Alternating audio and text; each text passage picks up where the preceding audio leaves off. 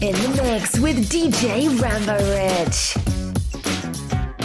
Okay, so welcome to the What's That Music About podcast. I'm your host, DJ Rambo Rich, and today's guest is the one and only Jackie Moon. So I'm just going to get him to introduce himself, and we'll start the episode. So first of all, thanks, Jackie, for coming on the podcast. Really appreciate it. Not a problem at all. If you just want to introduce yourself for people that may not know you, and we'll start the interview. So, my name is DJ Jackie Moon. I am a Leyland-based DJ. Been DJing 10 plus years. My forte is feel-good music, which spans from disco, house, and to be fair, anything that's quite popular and gets you moving. I've DJed in Manchester, Liverpool, Australia, Wales as well, so yeah, quite international. No, but it's good fun. But I focus primarily on my hometown Leyland, which is great, and I help a lot out with Leyland Festival, which is one of Lancashire's biggest free festivals that people can attend as well. So yeah, that's a little bit about me. I love that. I think what we're going to do now is go to the first round, which is mixtapes and memories. So 1 second, and we'll be back with that. No worries.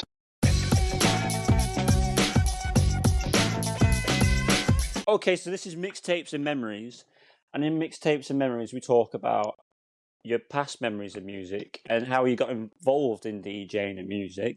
So to start that off, what is your earliest memory of music? So probably my earliest memory of music is first one would be listening to Goodness Gracious Great Balls of Fire with my nana and granddad, which is it's a great song. That was my first early memories of that sort of music. But then, like, when you look into more like your disco stuff, like my mum and dad, they were big into like Earth, Wind and Fire.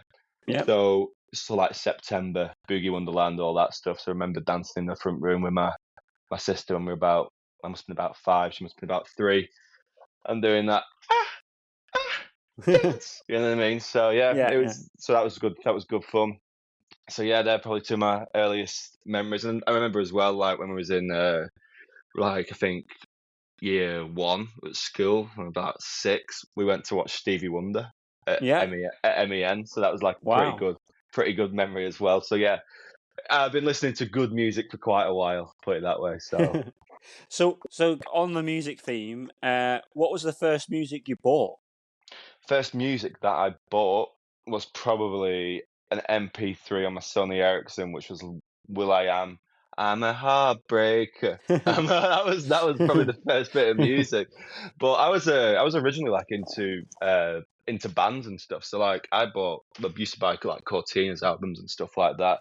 And then as like you start getting into like 16, 17, 18, like when you start like going to your first raves and stuff like that, electronic music starts to take hold of you. You know what I mean? So sort of moving away. Don't get me wrong, I still like my bands and stuff, but you sort of move away from that. So like I remember like hearing Let's Go Dancing Eats Everything for the first time at like Creamfields when I was like 18, and I was like, this sounds pretty good to me. So then you progress, you move into that sort of music. So yeah, it's great. Love it. I love that, man. I love that. So when did you start thinking, I want to get involved in DJing, I want to start DJing? Yeah. How did that come about? So for me, it's like, I remember it was 2015. I was watching Jamie Jones at Paradise. I was like thinking, do you know what? I fancy doing this. I could do that. So then that's when I was working in a call center at the time. I was like, I think 18 again. Didn't know what I wanted to do. Looked at Jamie Jones DJ and I was like, yeah, I fancy that. So then I went to uni and then got a pair of £30 like Hercules decks, which was like first ones. We just plugged into the laptop, and the amount of times like they crashed was ridiculous. You know what I mean? And then my mate, he had bought some, then he loaned me them, and then he ended up like I think at first year of uni like started buying the Pioneer XDJ RX. That was my first big purchase, and then I used to just DJ like every opportunity that I could get, so like house parties and stuff like that. And then what happened was, it's like eventually that turned into me DJing like my mates' birthday parties as well. So then that's a different sort of DJing though. It's not an event-based DJ, you know what I mean? Yeah. So it's like that is like function DJ. And I'm not being funny, mate. If you can DJ a function, you can DJ pretty much anything, because there are some really stone cold people on that, and like who are just looking at you, and it's intense and stuff like that. But yeah, that's what got me into Jamie Jones got me into DJing for sure, because I was like, yeah, that guy's cool as anything. I could definitely do that. So yeah. I love that. So what was like the first sort of like really big gig you had? I think in my mind, really big gig was probably from my first event. That's what I'd say my really big gig was, because like it took a lot. Like we were in first, me and my mate was in the first year of university, and like we could see people were doing stuff, and I was like, oh, we could do that, because we knew I was doing the house parties and stuff like that, and I went, right, let's do it. So we did it at Sound Control. So Sound Control held. Do you remember Sound Control or not? It doesn't ring a bell with me, no. So Sound Control, it was near Oxford Road Station, near I think it's Thirsty Scholar under the bridge, and it's in student flats now. So it was another great venue that got turned into it, but it was proper like basement dungeon vibes, and I was like, this is going to be good. So then we got, I think it was like 400 capacity. I think we got like 200 people there, so it was half full. Oh, that's good, yeah. But for the first one, I was like, yeah, that's great. Yeah. And then obviously the thing is with doing that, it was like it just felt you were so nervous though, because that's the first time. Like we chucked a lot of money in it, took a lot of money at it, and you're like, oh my god, I hope people enjoy it and stuff like that. But then going on the stage and like not forgetting how to press play, but like thinking, will I mess up how to press play? Yeah. But obviously I did it, and then it was a really good night. And then I remember afterwards as well, there was when you're in Manchester, there was the Magic Bus, and we got the Magic Bus back to Fallowfield, where we were all staying. And then I remember we had like this communal living room with no seats or sofas, so everyone was just sat on the floor, and I was sat on the floor DJing with these massive speakers. So yeah, that was the biggest gig. But then, obviously, as it all progressed and stuff, I remember. Have you ever heard of Holly Prophet, a DJ from Wales? It rings a bell, that. Yeah, so she threw a bit of a rave on what's it called now? In Neffin, in like it was on this beach. It was near Tycoin, and it was just fantastic. So it was like proper beach vibes and like just playing nice music. That was a really good gig as well. But again, mate, like I have had a few, nothing like major, but it's how you define a big gig. You know what I mean? Like yeah. My mind, it's like in Leyland, like we closed like the middle of Huff Lane, which is like the main street in Leyland, and I put a stage down there, and that's a massive gig. And then like Leyland Festival, I love doing Leyland Festival because it's my hometown festival and it's fantastic. You know what I mean? So yeah, they're all big gigs. You know what I mean? And then I think like DJ my mates' weddings as well. They're big gigs because like they're emotional, mate. You know what I mean? It's not. Yeah, you're 100%. Yeah, and that's where it really hits home what you're doing, because you're playing good music for good people. You know what I mean? So yeah. Especially if it's your mate's wedding, like that's like their most important day. So 100%, like, mate. Yeah, I can understand that. Like you must have felt a lot of pressure there. Like, mate, absolutely. Well, that's it. So with the weddings and stuff like that, it's like you don't want to go into it, right? But people want you. You know what I mean? To do it because obviously, like they know you from Leyland, they know me from like DJing Chorley in Preston and stuff like that. We want Jackie Moon to DJ the wedding, so I was like, sound. But this one that came in was like they wanted me to DJ in Greece for the wedding, so then they had to. So I was like, I don't do weddings, so this was like a year in advance. So I was like, right, I need to get some weddings booked. So I did 4 before I went to Greece. And then the venue was on like this like in the mountains somewhere in this venue that looks over the sea, and I'm like, and I had to do like the walking music and stuff. I was like, oh god! But then obviously like the pressure on that is like, you know what you're doing, and you had to press like just pressing play. You know what I mean? But that's the sort of pressure. But I'm not even like you can do a wedding, and then you can do like a club gig. It's pretty. They're different. They are different animals, Yeah, yeah, yeah. but there's nothing more nothing more pressure than that first dance and that, or like introducing it. Honestly, mate, like one of the first one I did, I forgot the bride and groom's surname. So Oh like God. I went, yeah, yeah. So I went, it gives me great pleasure to introduce for the first time Mr. and Mrs. And I went like that, and I was like, oh my God, I forgot the names. Because I wanted to say Mr. and Mrs. Smith, like the film, but I was like, I know it's not Mr. and Mrs. Smith.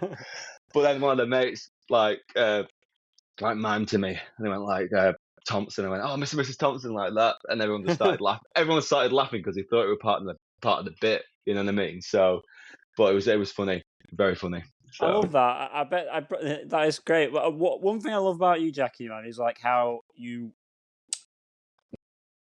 proud of where you come from. I mean, absolutely. like me being a Preston lad, like I'm always trying to champion Preston, and I love how Yeah, like you always champion your hometown of Leyland. Like yeah, it's absolutely. nice to see that. Like Mate, you've got to be proud of where you're from. You know what I 100%. mean? Because there's a lot of like people slag off. I'm not even joking. People slag off where they're from. No end. Like it's just ridiculous. Like you got to be proud of where you're from because, like for example, like say, like with Preston, say with like Leyland, Chorley, and stuff like that. Everyone's saying, "Oh, it's shit, it's this," but it isn't. You know what I mean? Like that's people from their own home saying that. You know what I mean? But Yeah, you yeah. definitely have to be proud of where you're from. And like at the minute, mate, like I see it, people in Chorley, they're doing well for their town. Yourself, you're doing well for Preston. You know what I mean? Like Jason Marks, 100%. he's Yeah, smashing yeah. it. So it's growing, mate. But don't get me wrong, like there's still a lot of negativity online where, oh, it's shit, I've been at it. Like shut up. You know what I mean? They probably never been out to what people are putting on. And that's the sad thing. You know what I mean? So Yeah, it's a bit like that bit that was on the Brit Awards. Went, oh, he must be from Preston. And I was like, what? yeah, no, it's just one of them. It's like it's I don't know. It's silly. You know what I mean? That's the thing. So and obviously what people are trying. You know what I mean? And like if Yeah. more, I'm not being funny. If more people tried, people would be a lot happier and less negative. But people like negativity because they can do it from their own home. So there you go. It's very true, mate. I love that. I know. What I'm going to do now is move to the next round, which is on repeat. So 1 second, and we'll be back with that.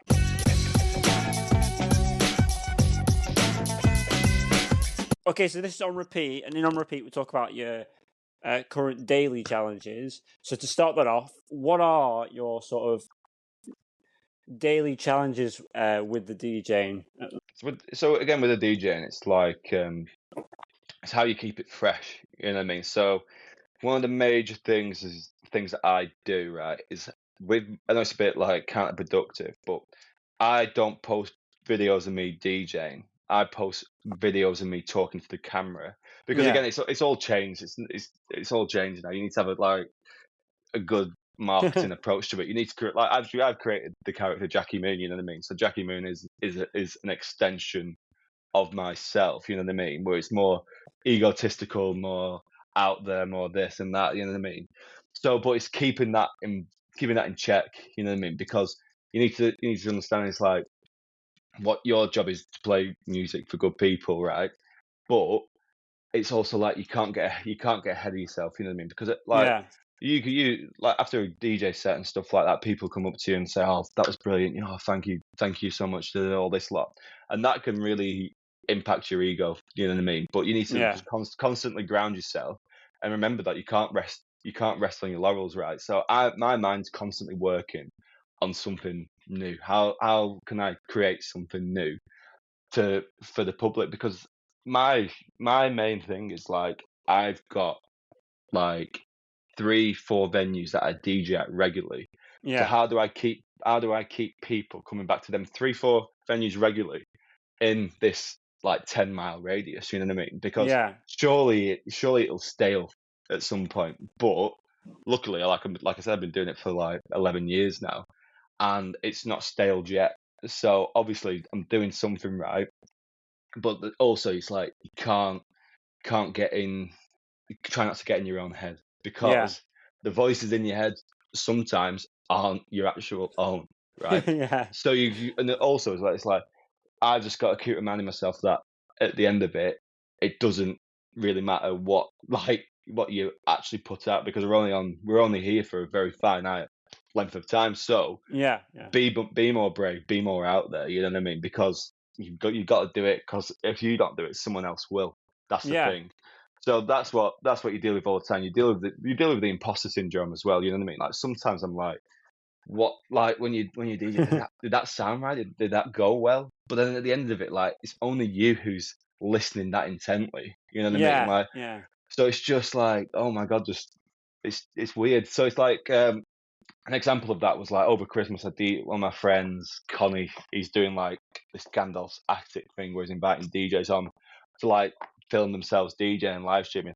And I've not recorded a mix since like COVID time. So I was like, Right. and don't get me wrong, I've tried to, but Yeah. I've been so hypercritical of myself when I've been Mm. mixing it. I'm like, can I even mix at this point? You know what I mean? Like, why are people actually coming to watch? But the thing is, it is good music, and I surprised myself when I was mixing. So I was like, right, you can actually mix. So, but you got into of course I can mix, but you got into your own head Yeah. that you couldn't do it. So it's just one of them, mate. It's like I know that I am good at my job, but sometimes you just think, what am I actually? You know, and then you doubt, and Yeah. that self doubt. But luckily, like doing events that you're not comfortable with, like weddings and stuff like that, you test yourself more. So like I was DJing last night and like it went on for an extra hour because they didn't tell me that. So, but yeah, instead of like, oh my god, it's an extra hour, all that, like you just go, you go, right, cool, it's an extra hour. That means an extra hour of them not having fun, all this lot. So then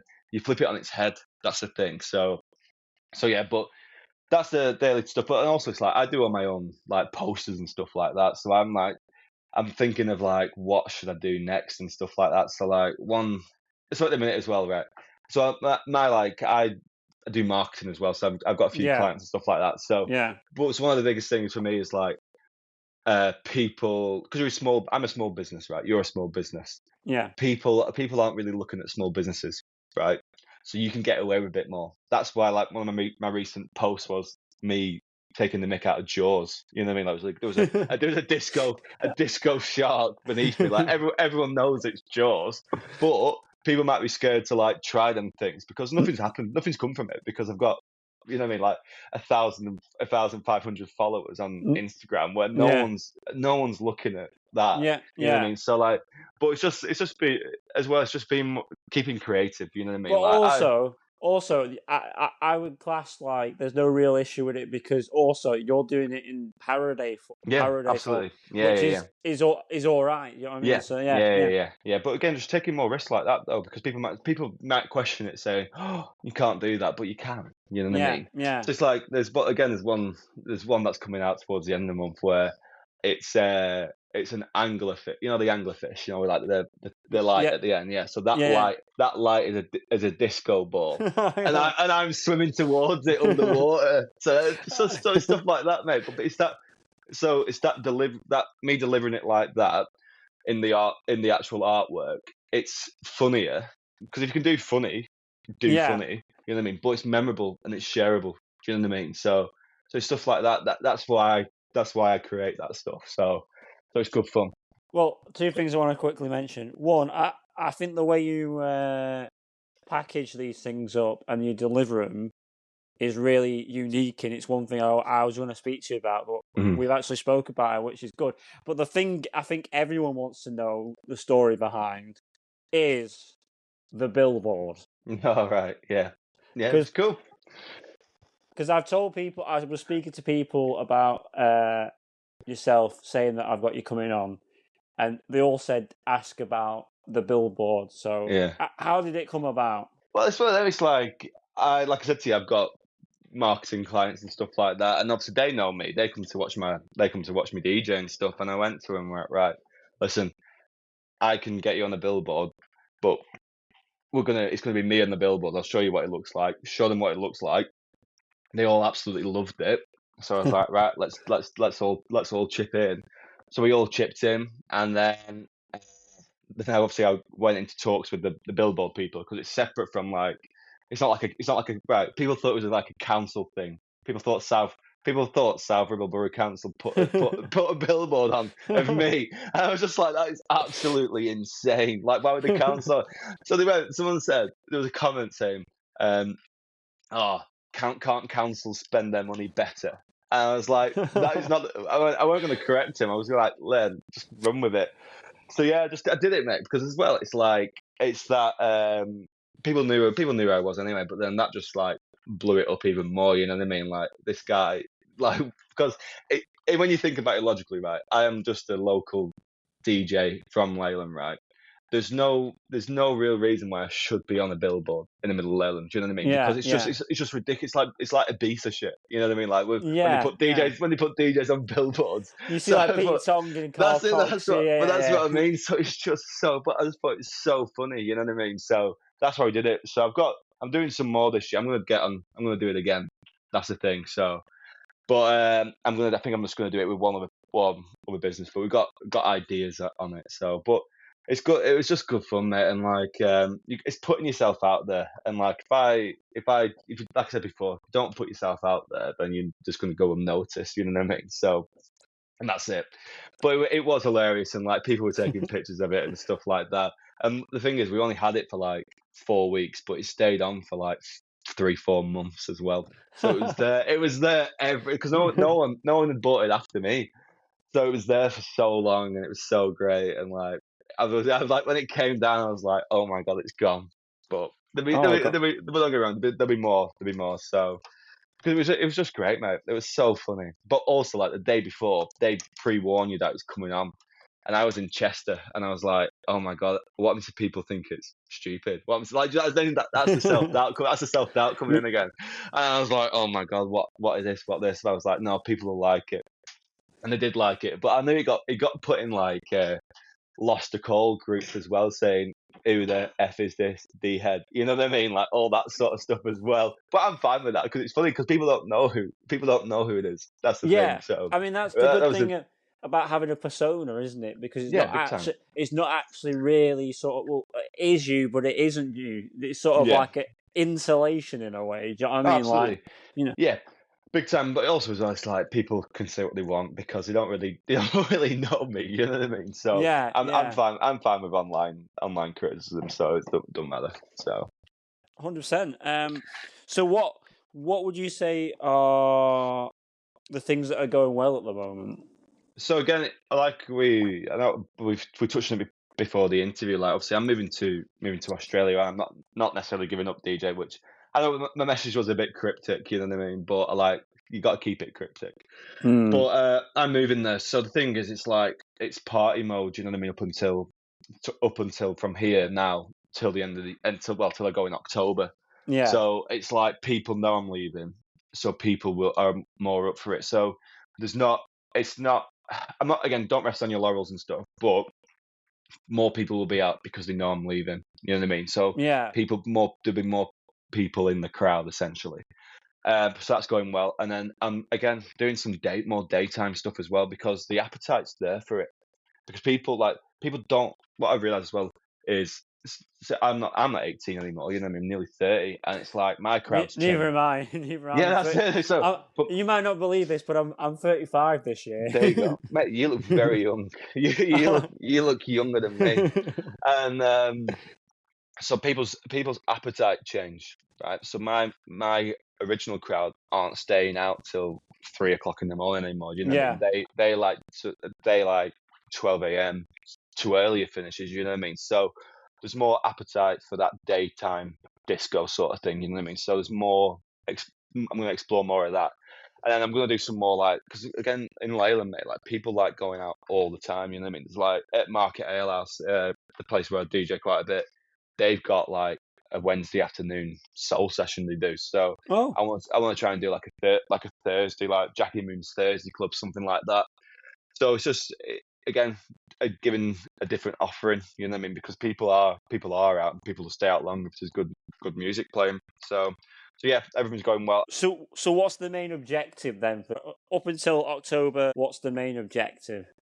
So the main objective up until the end of October is to leave Leyland in a good place musically, to be fair, you know what I mean? Like, so this year it's like, because obviously I do a lot like with Leyland Festival and stuff, like we've introduced more artists than ever, you know what I mean? So I've created this other stage, calling it the other stage because it's a different, I can't think of a name.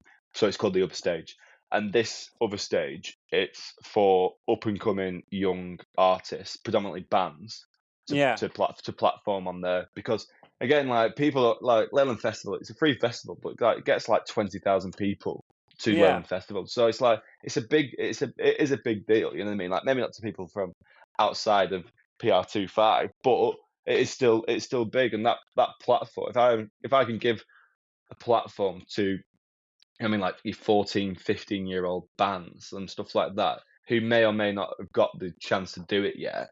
It's a big deal, because Yeah, in my yeah. mind, in my mind as well, it's like, because I help with the marketing, I'll be conducting interviews with them. I'll be like video, like saying, like doing short snippets. This is this band. They're performing at Leyland Festival. What do you think about it, guys?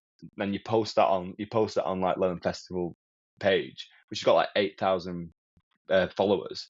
And Yeah. like say for example, I don't know, a percentage of like follow them. It's good. It gets them buzzing, you know what I mean? And it's that real atmosphere, you know what I mean? So yeah, that sort of thing. And then like just make sure everything's, just leave it in a good position. You know what I mean? Like make sure that it ends well. You know what I mean? That's my main aim this year. So yeah, and more obviously there's more parties involved. Like I'm already pretty busy. You know what I mean? Like you're talking pretty booked up now till October. So which is good. So I love that. But one thing I will touch on before we move to the next round, I love that you're like giving younger bands a chance, because a lot of places like venue stuff want them to be like 18 before they even get a big gig, which is great that you're doing that as well. Exactly, because it is that bit, right? It's like when I first started out DJing stuff, people didn't want to know. You know what I mean? You had to you had to work, like you had to show real skill, or like have a DJ in Ibiza or DJ in Manchester, held a residency down. But like we're 17, 18 starting out, and then it's like, and when you did start out, like they'd want you to do the opening slot or do the end slot. Don't get me wrong, nothing wrong with that at all. But then they wouldn't pay you. You know what I mean? So it's like doing that gigs for free. Like, don't get me wrong, doing it with your mates sound. But when it's actual promoters who have got like a headliner and they're actually taking ticket money and stuff like that, that never sat right. Never sat right with me. You know what I mean? Because like there's again, when we were in like Manchester and stuff, like there was always like the people that you'd avoid because it make you work harder for them. You're becoming promoters for them, and like you weren't getting paid and stuff like that. Yeah. I think what we're going to do now is move on to the next round, which is the final round, which is Dream Big. So 1 second and we'll be back with that.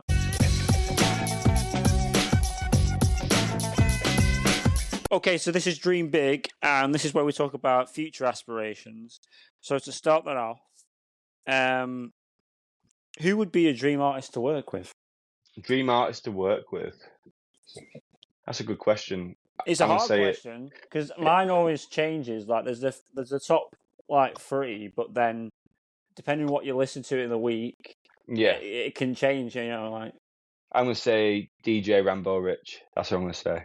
Well, I appreciate that. There you go. I feel really honoured, like I say. So I think like artists to work with, it's like I like a lot of like different music, mate. You know what I mean? Like say from a DJ perspective, it's tough. It's a tough question, man. It's a very tough question. I like the idea of Mouse T. You know what I mean? He's class. You know what I mean? I love that. Obviously horny, like, but all I want is the bass. Yeah, I think that's pretty cool, that song. Yeah. But like mate, I'm looking at like Jalen and Gonda as well. Like, have you heard of Jalen? Yeah. So he's brilliant. You know what I mean? Like, imagine like remixing one of his stuff. I think that'd be pretty cool. But yeah, no, like DJ wise, like say if I want to, who would I want to go like back to back with or like follow on from? It's difficult, mate. Really difficult. I've never really thought about it, to be fair. You know what I mean? Like, because it was always like it was just me. I just wanted to do it for me. You know what I mean? So yeah. like it's just it's a difficult one because like I don't think like I never really had.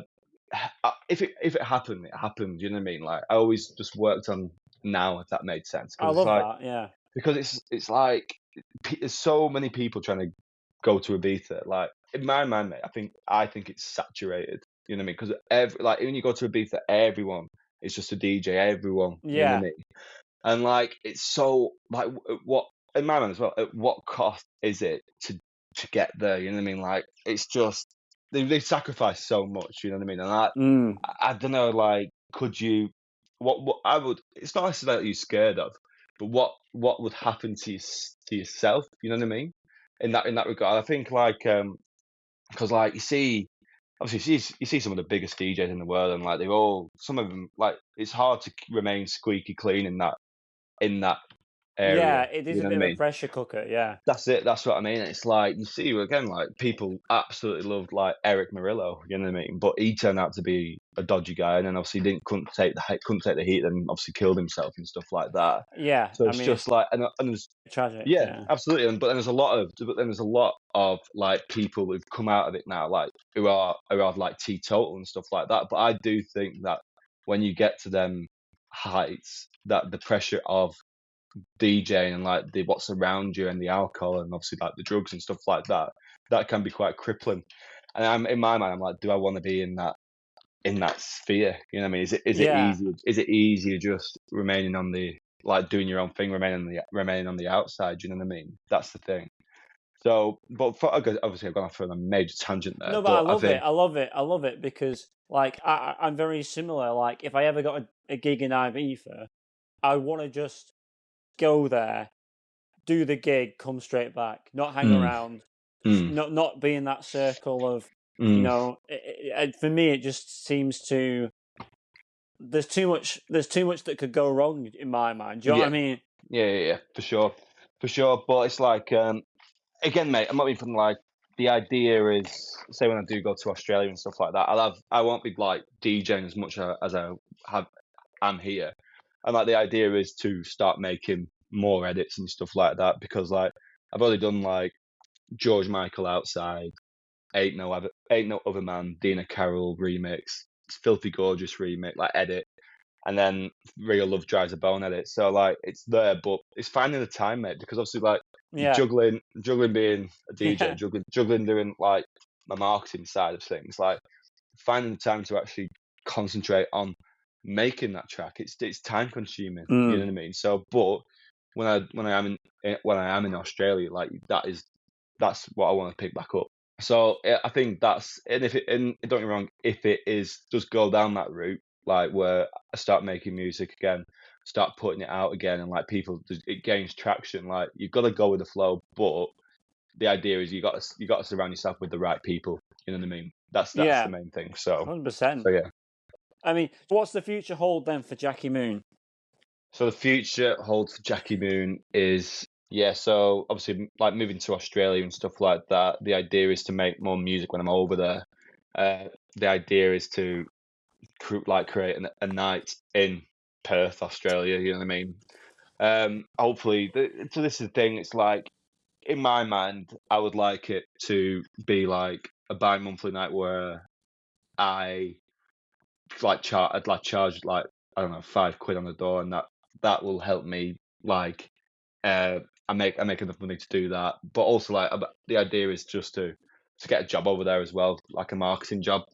But it's the idea is DJ less, produce more, and then Yeah. obviously come back when I will come back every now and then to the UK because obviously my family and friends are here. You know what I mean? Well, yeah, So, you got to see your family, but man. it's funny. It's like one of my friends is getting married next year, and he went, "Oh, I'm good. You're going to Australia." And he went, "Yeah." I went, "Yeah, but I'm coming back because it's my grandma's 80th." And he went, "Oh, when are you coming back?" And then gave him this date, and they went, "I got to save the date through. It's the weekend I get back. They booked the wedding." So I was like, "So," but I am free, by the way. I am free. So I was like, "That's pretty fun." So I'm only getting booked like next year when I come back. So Oh, it's good, great. but don't get me wrong. It's just the whole Jackie Moon. It's again, like I said, DJ less, produce more. But what that production may look like, so again, I'll tell you because of people. I don't know if people will do it, but the idea is that the songs that I do produce, like I want to tell a story with them. So there might be Yeah. some form of like like I'm not saying like I'm gonna copy Gorillas and stuff like that, but something short form like that where it's sort of it's gonna tell a story essentially. You know what I mean? And then like Yeah. I want to do more. I'd say for example like the outdoor marketing that you see, do you know, like the billboard and stuff like that. I want to do more creative work with that as well, as in like so maybe the song like it's playing and then you see like the Jackie Moon logo appear from, so it's also all that sort of visual stuff. So in the end, I'm not sure where the Jackie Moon thing will end, do you know what I mean? But it won't end. It'll evolve into something else. But in the meantime, you never know, like people might miss me that much that they might start flying me back over when I start producing, so we'll see.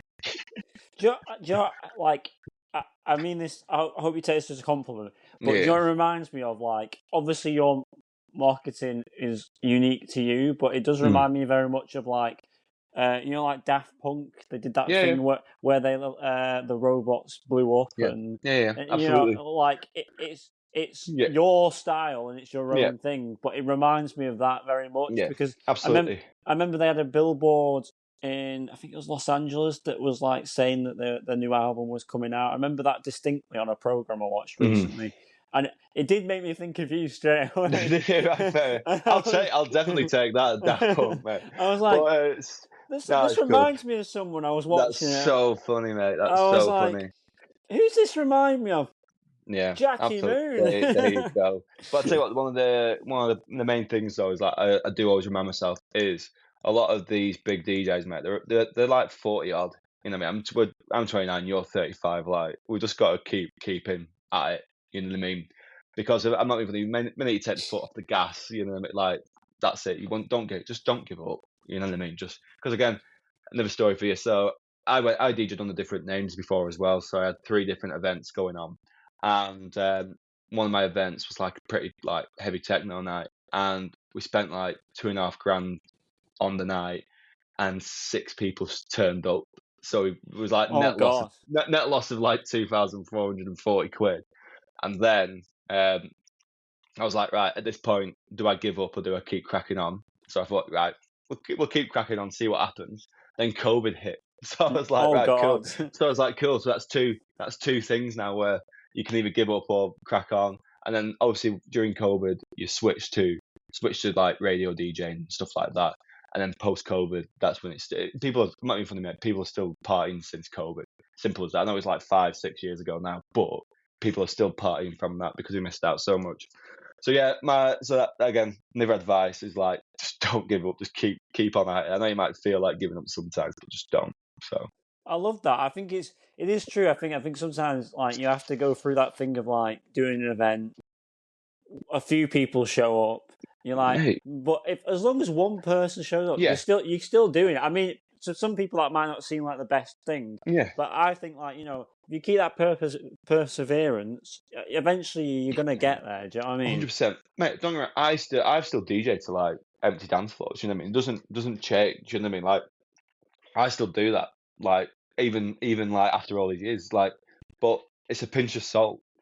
It's as simple as that. You don't sweat it. It's like they're not turned up because like you're crap or something. But the people are busy. Sometimes people are busy. You know what I mean? Like don't take offense to that. You know what I mean? So yeah, it's go on. I know. I appreciate what you're saying, man. What I was going to say was one thing I always remind myself of, like to stay grounded, is I'm not saving lives. No, that's it, mate. 100%. I'm not a doctor. I'm not saving lives. You know, I'm not saving the world by doing this. No, absolutely, mate. Again. And then if I remind for me, that keeps me very grounded. I'm like, okay, right, we know where we're at now. Do you know what I mean?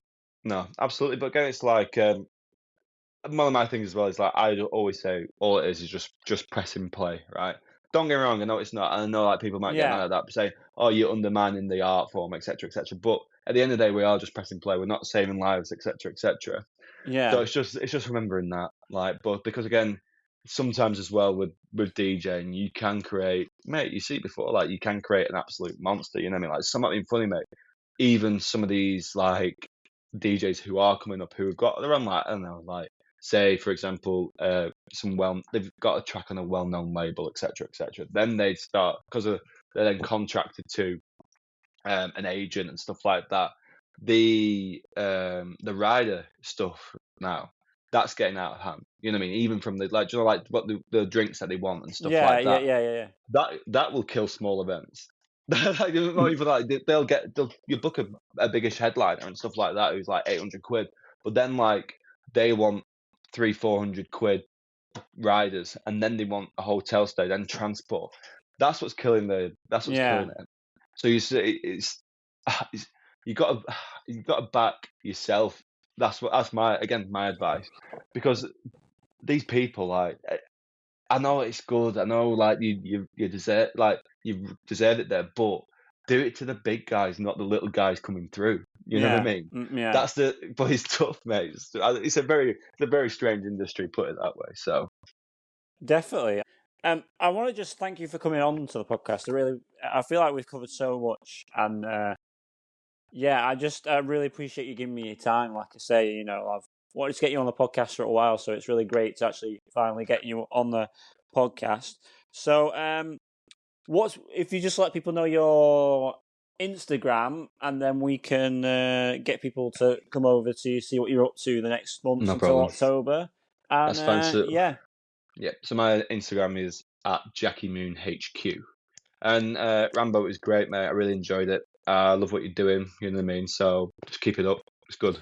Well, definitely. Like, I really appreciate you saying that. I mean, for me, like the podcast is about champion new music. Doesn't matter what type of artist you are, championing new music. It's about elevating the local scene, and this is a bit of an exclusive. I'm going to do some free events with the podcast this year. Good. And they're going to be free events, free ticketed events. So you just have to get a ticket, but the ticket's free. And it's going to champion local artists and try and elevate the scene a bit more, because I feel like money sometimes ruins things.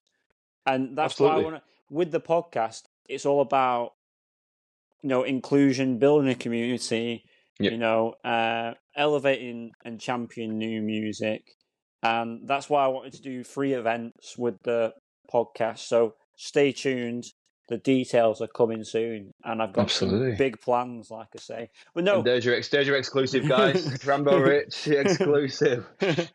So no, but like I say, real appreciate your time. Keep us up to date with what you're up to, and I'll do a post. And no, pleasure as always, Jackie. It was good fun, mate. Good fun. Speak to you soon. Thank you very much.